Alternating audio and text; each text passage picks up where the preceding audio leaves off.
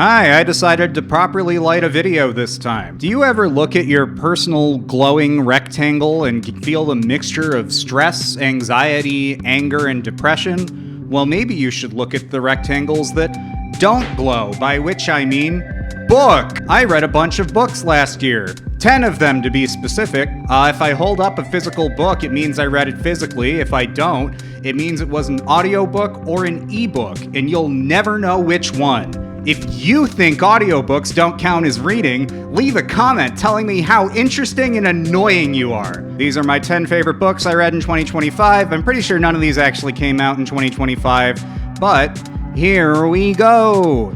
Number 10, Osamu Dazai, The Setting Sun. The Setting Sun is a book that is very sad. It's about a family that was decently well off at one point in time and is no longer very well off. The main girl is kind of looked down upon by her mother and the rest of her family, and her brother is a violent drug addict who's been out ruining his life for several years, but still gets to be mommy's favorite in all of this. If there's a single thing that stands out with this book, it's this way that it kind of mourns a life that you didn't get to have. There's this recurring image that comes up where the main character had to kill some snakes while they were still inside of their eggs around their house, because you don't want damn snakes in your house. This ends up being a metaphor for how her life didn't really get to start, and she was somewhat smothered in the womb, as it were, before she could really truly become herself. Her brother comes back, and he's still very addicted to opium and has some very bad decisions he made. Meanwhile, the mom is going, "Oh, it's fine, he's great, he's awesome, not like you." Illness, tension, horrible things, and getting led on by creepy old men come after this. I actually picked this up because I read Osamu Dazai's more known book, No Longer Human. I actually wrote a song about this. Play the clip. Ready to leave the human race. Wow, that's amazing. Listen to it on Bandcamp and Spotify or fuck whatever. No Longer Human is a great book about letting other people's expectations run your life to a point that you never really have a sense of self. The Setting Sun has a similar motif. In The Setting Sun, it's a bit more the circumstances of your life don't allow you to self-actualize in the way that you would actually want to. The prose takes a little bit of getting used to. There's kind of, if you haven't read a lot of translated Japanese fiction, there's this kind of like roundabout way things can be written sometimes where you're not entirely sure what they're talking about, but they'll cycle back. Something will be said and it will be elaborated on later, but maybe a little bit more dense and a little less straightforward than you might be used to. I enjoyed this one. There were some down periods in it, but overall I found it very effective. Number 9, The Tractatus Logico-Philosophicus by Ludwig Wittgenstein. How do I introduce this one? So this is like a philosophy call-out post. Your philosophy taking the piss. Philosophy starting shit with people you disagree with just to make them mad. This is a book full of circular logical arguments to take the piss out of other people making circular logical self-serving arguments. I did read a primer before this. I read A.C. Grayling's Wittgenstein, a very short introduction. Look at me reading off the screen. I didn't really like the primer very much. It felt like it had an axe to grind, probably so Oxford can make you sign up for their philosophy program. Grayling did a good job of kind of speaking up the praise of Wittgenstein's prose, his style of writing, the almost poetic, lyrical kind of quality it can take on. He got a lot more picky about the philosophy itself. So the Tractatus itself is mainly concerned with how the way we express thoughts is going to be limited by human language. You can't say something that you can't think something that you can't say. There's inherently going to be experiences that you can't really put into words because the physiological action of doing them is its own sort of knowledge that exists beyond what you can put into human language. He's sort of talking around the things he's getting at. You'll notice that he doesn't really, when he's talking about philosophy and logic, he's mainly talking about it in the sense of how it informs itself and how it informs the nature of reality. He's not really looking to philosophy to solve society's problems, and in fact, it's very relieving to see a philosopher go, hey, maybe we should leave psychology to the psychologists. Hey, maybe sociology is a study worth looking at. Maybe a bunch of dumb motherfuckers yelling about metaphysics isn't going to solve everything, haha. So yeah, it's weird with the Tractatus. You kind of have to look around what he's talking about. You have to look at the words he's not saying. It's like jazz. Number 8. A Short Stay in Hell by Stephen L. Peck. I have some bad news for you. You picked the wrong religion and you're going to hell. And hell is a giant limited, but ostensibly unlimited, library in which you have to find the book explaining your entire life to you. Unfortunately, this is huge and incomprehensibly massive, and also every time you die, you respawn at the start point, and it sucks. The first chapter of this is a little frustrating. There's this kind of, looks like you're getting hit with the judgment you cast on others, which even as someone who's on the side of the book, like, I get it. I understand. Yes, it's frustrating when people use religious dogma at you, and now you're doing it at me. When the book actually gets into itself proper, it goes on a time scale that is a little bit incomprehensible as a person. They'll just casually drop lines where it's like, we spent 2 years doing this. We spent 40 years doing this. I made it hundreds of miles outside of the place and then got killed and had to respawn at the beginning. There's a point where cults basically see the entire afterlife as Valhalla and just end up killing all the non-believers and respawning at the beginning because they don't care, nothing matters, it's gonna go on forever. This book is directly based on a short story by Jorge Luis Borges, which maybe check out. Check out the Book of Sand if you like, or the one about the big map, which I'll just put on screen here. Yukio Mishima, Sun and Steel. Warning. Warning. I have to talk about who Yukio Mishima is so you don't get the wrong idea. Yukio Mishima is a controversial author, which is a polite way of saying he was a fascist asshole and a little bitch. He launched a failed coup to reinstate the Emperor of Japan and was laughed at because he committed ritual suicide wrong. I would like you to keep in mind that the Japan he wanted to return to was the same one that did war crimes in China, did war crimes in Russia, did war crimes in Korea. And maybe when people talk about how they want to make their country really cool a second time, they're stupid pieces of So I've read a few different Yukio Mishima books, and my psychological read on him, and he's got this weird, like, I wouldn't even call it survivor's guilt. I'd say he wanted this glorious death in combat. If you want to look at masculinity from kind of an analytical standpoint, I wouldn't take the words he says at face value, but it's very worth analyzing. You can read more about this in Confessions of a Mask, where he talks about his weird death fetish and his slightly less weird armpit fetish. Now that I've quarantined the discussion about a 5'1" dead asshole, let's talk about Sun and Steel. So this book is a personal account of Mishima learning bodybuilding, actually, like lifting weights, exercise, that sort of thing. Where this impetus comes from is, as a writer, he was very strong in the mental, analytical, artistic side of himself, and very, very atrophied on the physical body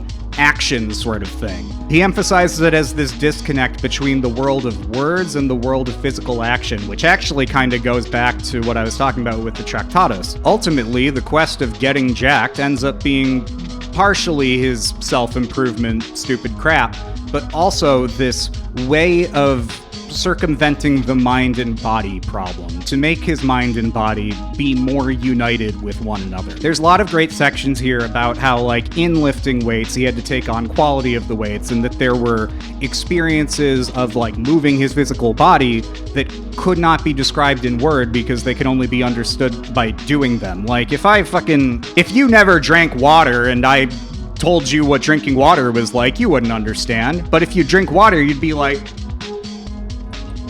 wow. So I enjoyed the book, but maybe you should have the social awareness to know that you probably shouldn't take everything this guy says at face value, because he's kind of a freak and a sicko.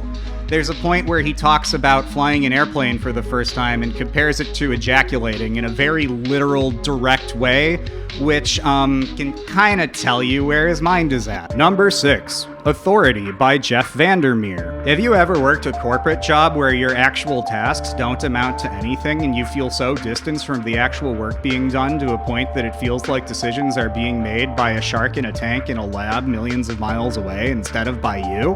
Then Authority is the book for you! This is the second book in the Southern Reach trilogy, which is also where Annihilation is from. You know, that movie. More on that later. So Authority focuses on a man named John Control, who has to be brought into the Southern Reach organization to examine a strange, anomaly, autonomous, weird biological supernatural zone called Area X. What he finds when he comes in is, despite being in a position of authority, all of his coworkers are really, really dodgy and iffy about the previous history that has happened and really don't feel like keying him in on a lot of seemingly important details. Also, the biologist from Annihilation is back, but different somehow. It's up to John Control to review the previous actions of the Southern Reach, find out what's going on with Area X, and hopefully not lose his mind or get killed before anything gets particularly crazy. Building off of the stuff in Annihilation, which again I'll talk about later, stop bothering me. What I like with Authority is it has this theme where you can't really notice a change to yourself until the result of the change happens. Think of it like a boiling a frog in a pot of water metaphor. You don't really notice that the change is happening until you see the effect of the change, and you can fully acknowledge what's gone on. Number 5. Hermann Hesse, Siddhartha. I read a bunch of Hermann Hesse this year, and Siddhartha was actually the first one I went to. This is a retelling of the Buddha myth, but don't expect this to be a standard version of the myth. Hesse is using this figure to make larger statements about the nature of finding truth within yourself and within society and within the world. But don't expect this to be a literal, straightforward telling of the Buddha myth. Siddhartha and his friend Govinda go out into the world to find truth, find understanding, find this oneness that everyone's talking about. Now, his friend Govinda is one who wants to follow the teachings of a wise master and have information imparted onto him. He wants to have sort of the correct things to do told to him so that he can live them, embody them, and go forth in his life and teach and find enlightenment. Siddhartha, on the other hand, he sees the value in meditation, he sees the value in fasting, but he feels that being directly told these things is going to rob them of some inherent value. He goes out into the world and experiences depravity and filth and all the fun stuff. He gets to live life in its high highs and its low lows, experience love and business and tragedy and all these different things, and live a more worldly experience so that he can come back to a spiritual one. The final chapter of this, in which Govinda and Siddhartha finally meet again, is one of the most powerful things I've ever read. It understands the multiplicity of self and the way that you are not just you are you, the person you're talking to, the environment you're in, everyone else who can see you. There's infinite yous. Sorry. So yeah, Siddhartha was really good. There's another Hesse book I'll talk about later, but you probably know which one. Maybe. Number 4, Annihilation by Jeff Vandermeer. I talked about Authority earlier. Annihilation is the book that comes before that. This covers an expedition into Area X in which 4 scientists have to go in and find out what's going on. They go in with very limited information, almost as though it's being kept from them. Almost as though things from their external experience are going to influence the internal actions within Area X. And it's almost as though the biologist has a lot of emotional baggage with her ex-husband that she has been not disclosing to the people who are concerned with this. Now, you're probably familiar with the movie version of this. I think the movie's okay. If there's a single criticism I have with the movie, it's that it's a little too quick to reduce Area X to a trauma metaphor. In a very straightforward way. Now, I don't think there's anything wrong with this if you plan to just do Annihilation, but I think you owe it to yourself, if you liked that movie, to check out the book, because it's going to get a little more in depth with that. Kind of with what I was talking about with Siddhartha, it understands that you as an individual are influenced by your environment. you're influenced by people around you. That's going to color your perception and make you exert influence on where you are. There's a lot of cryptic, crazy stuff where we don't know what's biological, what's paranormal, what's anything, man. And the book has this very psychedelic quality without getting into just like crazy rainbow visuals or whatever. It understands this multiplicity of many different things going on within an environment. And some of like the scary stuff that will come up with this is just like, I saw a dolphin that had human eyes. Another thing in Annihilation is there's this tower/tunnel where there's kind of a lighthouse as an extruding point into a tunnel as an intruding point within Area X. One going above ground, one going below ground. Look at this visual! And if you want to get all Evangelion Hedgehog's dilemma about this, it kind of shows how in order to reach some form of understanding, you have to permeate in this sort of way. Everyone is very standoffish in Annihilation to a point that they don't even really have names, and that makes anything that they do reveal all the more prescient. Number 3, Hunter S. Thompson, Hell's Angels. Oh look, I have a different one here. Look at me on my damn phone pulling up my fucking notes. How disgusting. So Thompson's prose can jump between facts, obvious exaggerations, comedic interludes, and other diatribes, and is generally a fun time.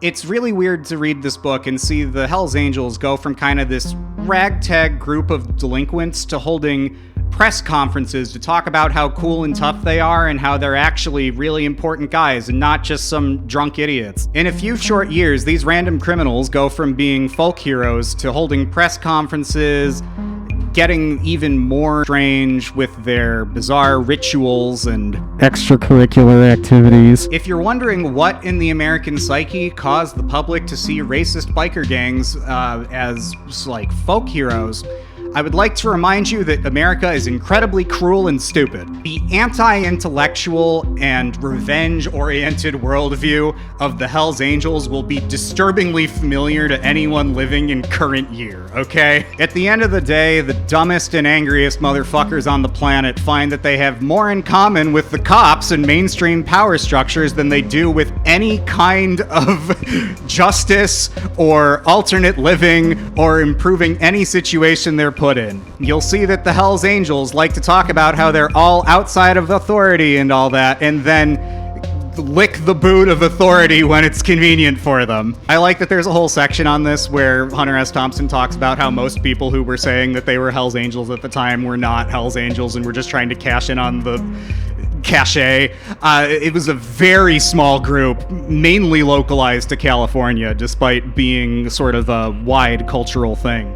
I do also want to highlight this was written before the Altamont stabbing, so don't yell at me! The fact that Hunter S. Thompson was able to get a lot of this info is nuts. He takes a lot of care to point out how the sensationalized versions of a lot of these stories gave the gang the kind of vindication to think they were more important than they actually were. There is straight up a part where they send a telegram to Lyndon B. Johnson offering to be trained as super soldiers to fight in Vietnam because they're so outside of the system. So anyway, put on your media literacy hat for this one. Understand that Hunter S. Thompson is someone who kind of lapsed into self-parody later in his life, but was doing some hard-hitting shit at one point and saw the black heart of America for what it was and just said, fuck it, man, whatever. Yeah, I'll be drunk and shoot guns all the time. Fascinating read. Parallels to current society are upsetting as hell. Number 2, Dan Ozzie, Sellout. If you've read the book, Our Band Could Be Your Life, this is like that for 90s pop punk, emo, alt-rock, gay shit. This book covers the post-Nirvana rush to make a lot of money in the 90s, signing any band with any sort of like alternative or punk or scene cred that they could in order to make a lot of money. It deals with a lot of different bands, some of which that had prior reputations and had to kind of like fight the image of being a sellout. Other bands didn't have an audience to start with, so they had nothing to sell out from. You get a very interesting range in this book, and I think one thing that Dan Ozzie deserves a lot of credit for is how non-judgmental this book is. This does not come on as like a hardcore, you gotta stick to your morals and never sign to the majors, man. But at the same time, it's also very critical of the majors and talks about a lot of people who had their lives ruined by a system that exists to make money and not art. So if you like Green Day and My Chemical Romance and At the Drive-In and some others, give this a read. Before I get to my number one, I would like to talk about some honorable mentions, other books. They're not really honorable, they didn't make the cut. Demian by Hermann Hesse. So this was kind of nice as a trial run for Hesse's whole thing. The problem I had with this is that I found the main characters very precocious and annoying. Their dialogue is written in this way that's stilted in a way that you could write off as kids trying to sound more adult than they are, but to me just feels very limp and odd, where like Demian himself will always be like, Emil, you have to find your true self by looking into the way of Abraxas and blah blah blah blah blah. Acceptance by Jeff Vandermeer. Yeah, so I talked about Annihilation and Authority beforehand. Acceptance was okay. It's trying to do just a little bit too much at once. It has 4 different narrators for it, and it's both handling the past of Area X and the current situation where it picks up after Authority. And I think there were some highlights to it, and there was some old man yaoi in it, but at the end of the day, I think it could have handled this balancing act better. Maybe been a little bit more focused, because I think in the attempt to wrap up what is literally happening, it sort of lost the plot on what is thematically happening. Now I have to talk about my fucking feelings. Number 1, Steppenwolf by Hermann Hesse. That's right, it's the Hermann Hesse Spectacular here on the Sleep Debt Ceiling YouTube channel. Listen to all of my music. Steppenwolf is the story of a man named Harry Haller, who is a middle-aged, misanthropic loser man who only knows how to smoke, drink, start political arguments, and cast judgment on others. He feels as though his being is split into 2 halves. A man who wants to assimilate in society, contribute to a larger cause, benefit those around him, and a wolf who wants to live joy and misery to its fullest extent, to live in a self-destructive, self-actualizing splendor, going out and doing his own thing regardless of the cost. And the discrepancy between these 2 selves drives him into intense depression, to a point where he feels like his own existence is a perversion. In the parlance of the current time, he's just like me for real. Things get more complicated when someone hands Harry a pamphlet describing a life suspiciously like his in some very intricate detail. I should probably mention this is like a novel within a novel, so Harry's the one writing this. Don't think about it too hard. So he's reading this pamphlet that's suspiciously like his life, and also kind of like outright criticizing him. There's this part in the pamphlet that's like, this dumbass thinks he's half man, half wolf. Little does he know that there's thousands of selves at any moment. You are every grain of sand in the jar. You sticking to this strict binary for yourself is actually limiting your own perception of the world, and it's part of the reason you're like this. He then goes on to meet a woman named Hermina, or Hermine, depending on how you know how to pronounce things. And she kind of all but forces him to get out and have some damn fun in his life, learn how to dance, learn more about music, learn different things from the intellectual sort of candor that he's used to. And as he's meeting new people, finding new experiences, he's having to interrogate these different judgments that he's had against the world, and also find that other people don't relate in the same way. There's a very dreamlike sequence towards the end where he sees these different manifestations of his own psyche, either like the death impulse or the need for the man and the wolf to kind of tame each other back and forth, and also the way that he sort of instrumentalizes people and experiences around him that I found very powerful. The ultimate message of the book ends up being that you really don't need to take your life as seriously as you might be. A lot of people focus on the sort of mistakes that Harry makes, the way that he sort of falters, because, you know, it's interesting for the narrative. But I really find the progress that he makes very life-affirming. Like, he still has many of these things holding him back, but at the same time, he is showing the way that he can push past them. He's putting these limited views of himself at bay, and he's finding that a lot of the things he was assuming about people are actually things that he was assuming about himself. There's one really great one where he's talking with a composer named Pablo, who is very important later in the book. And Harry's getting a little frustrated because Pablo doesn't want to talk about music the way he wants to talk about music. Harry wants to talk about, like, Mozart and the greats and talk about it in this way of, like, intellectualizing the process and, oh, they had such smart form and everything.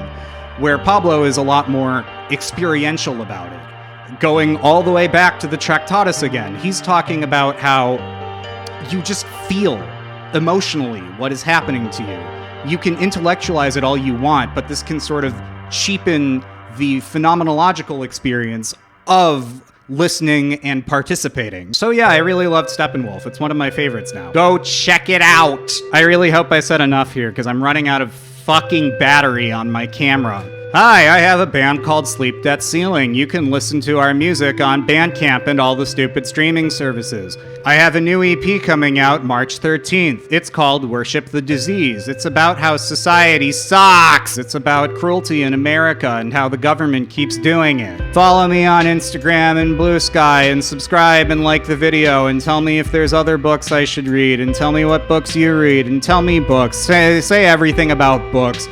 Go read a book. Get off the fucking internet. I am alive.